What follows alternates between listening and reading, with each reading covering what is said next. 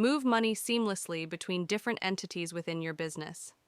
Our cash transfer feature allows you to transfer funds from your store, till, or employee to another.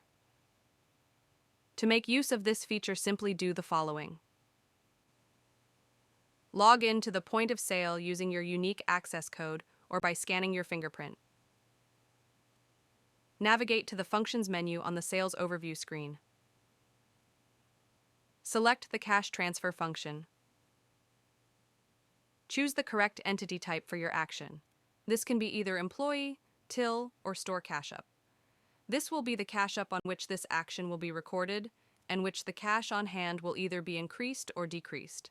For this action, you will need to choose the following: Transfer from entity, where the cash is being removed, and Transfer to entity, where the cash is being added. Enter the applicable amount. Enter a reference for the transaction. Select the correct cash management group. This can be set up in Unity Enterprise with cash management tags. Select a payment method from the provided options. For cash transfer, only the cash option is available. Finally, click on Accept to finalize.